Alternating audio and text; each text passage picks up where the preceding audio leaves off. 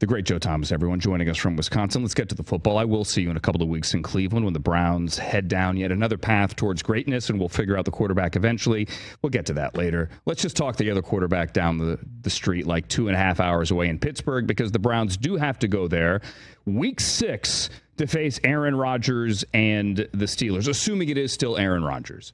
They are boom or bust, like, I think more so than any team we've ever seen. This reminds me of like the Daniel Snyder Redskins teams back in the day when it's like, we're going to sign any and everything that isn't nailed down and we're going to win this year.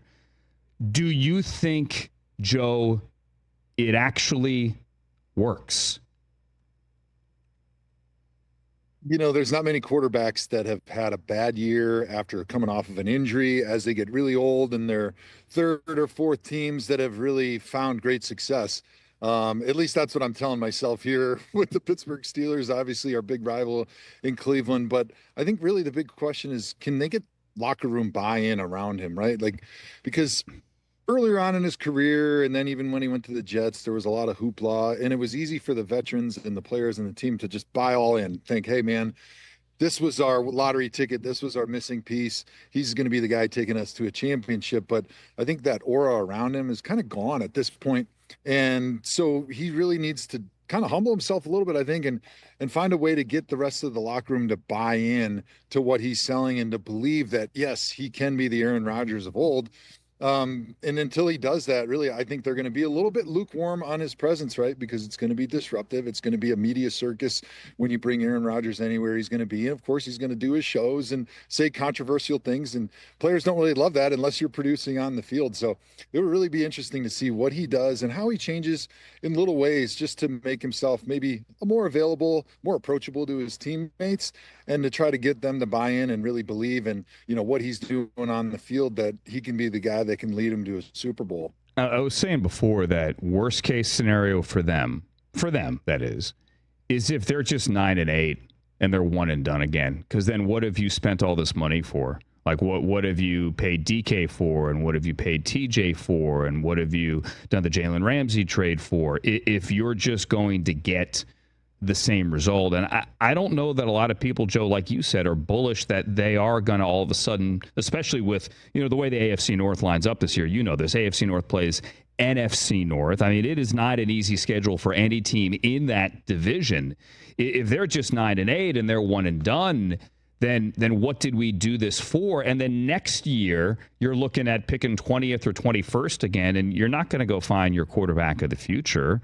So, like, we spent a lot of money, but to quote Ricky Waters, for who, for what? I don't blame them for trying, though. Yeah, I mean, you got to do it, right? You got to have somebody at that quarterback position. They feel like the team that can win now. But it is interesting because Aaron Rodgers is now in Arthur Smith's offensive system, which is more of a run-heavy system, right? It's the system that Kyle Shanahan has kind of spawned throughout the NFL, where you're leaning on the run game a little bit more. It's less about matchups, which is what Aaron Rodgers has loved throughout his career. That's what he did with Mike McCarthy in Green Bay all those years. And that's what he was trying to do in different places that he went after with the Jets, and now here with the Steelers, is try to find, okay, who's my best matchup, and then let my arm win.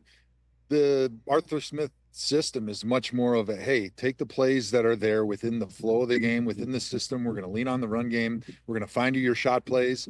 And certainly Aaron Rodgers has the capabilities to do that, but does he have the patience to do that? And is he willing to listen to Arthur Smith and run his system and not try to overimpose too much of what he would like to see with this system? Because like you said, it's kind of a one and done, and it's a win now. You got to make it work with this 1-year contract that Aaron Rodgers signed. And so it's not like they have all this time to be able to figure each other out and kind of blend the two systems together. They got to hit the ground running in day one. And there's a lot of extra pressure right now. I mean, outside of Pittsburgh, everyone thinks it's crazy to consider Mike Tomlin on the hot seat because he's one of the greatest coaches the NFL has ever seen, and he's never had a losing season. But the people in Pittsburgh are getting restless. They want to see championships. That's what they're used to. Pittsburgh hasn't won a playoff game since 2016.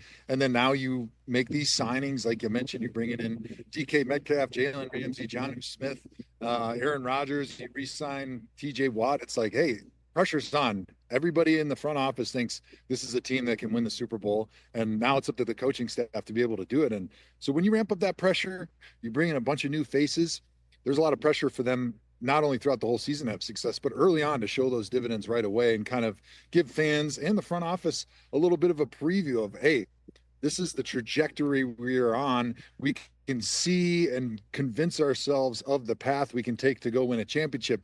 Because if it's a little bit sideways and they're having a hard time with their cohesion and getting on the same page and figuring out, what Arthur Smith system version they want to run with Aaron Rodgers, it'll be interesting to watch what that pressure cooker looks like and how those different personalities mesh, because it's easy for everybody to get along when you're winning, but when times are tough and you're under that microscope and you're getting heat from the fans, like, it's pretty easy for those guys to splinter, because it's not like these guys are lifetime Pittsburgh Steeler guys that know how to handle adversity together. I mean, it's pretty easy for guys that are sort of mercenaries, just come in there. If it does not working well, all of a sudden they're pointing the fingers and it gets pretty ugly.